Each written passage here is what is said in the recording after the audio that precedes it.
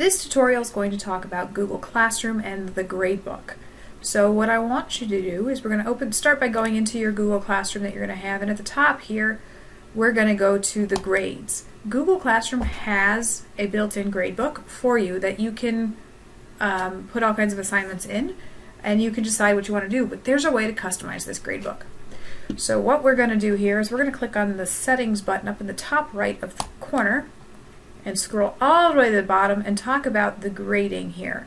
We can set our grade calculations and to decide if points and stuff are going to mean things. So at the bottom we're going to change our grade calculation. First of all, we have three options here. We have no overall grade.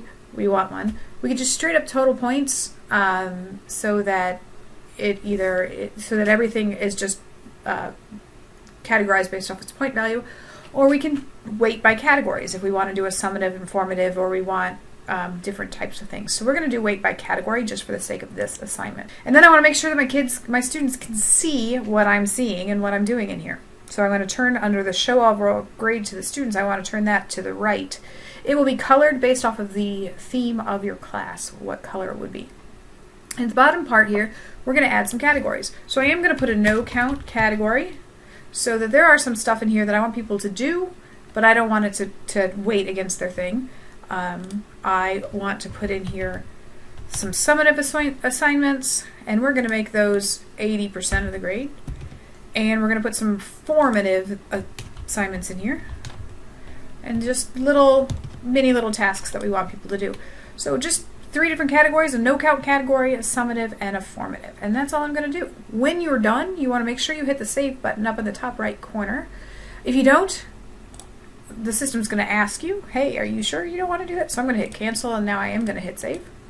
And so now I have my categories set. So I need to edit my existing assignments to put them in these different categories. So when I made my assignment here, I have it, who it's going to get it, and then I have my grade category over here, and here are my different categories I can put in here. So I can put a summative, so we'll put this one in summative, and we can save it here. Although really in the reality of that kind of thing, I should have made it a different, but I'm going to put this one here. I'm going to make this assignment a formative, and we're going to keep it at the point value it's at. And then I'm going to do this last one just because I have it here as a no count, just because these are the assignments that I have here. Alright, so I have my different assignments here. I can add more assignments, give them different names. And I also have in my overall grade what the categories are based off of the things that are finished. Now I'm going to put assignments in here, grade my assignments. Let's say that the second student here didn't do so great on the Ed Puzzle assignment, and he got a 90. Well, that's no count anyway. And then this third student here did all right there. So I've got I have to return my grades to these students. Once they're returned, return it.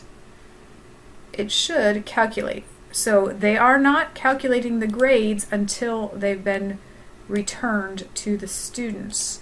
So keep that in mind, that the calculations don't change until the grades are returned. So now I have an overall grade for each of these students in this class, and they can see what's going on. So now let us really quickly here. This is my student who I just graded this stuff here. I'm going to come into that same grade. I'm going to come over here to my classwork here, and I have this button here that says View My Work. And here I can see my overall grade, and I can see my the category for each and what I got in each of these assignments.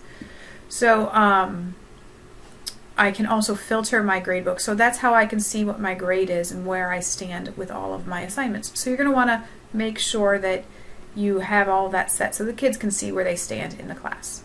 So there you go.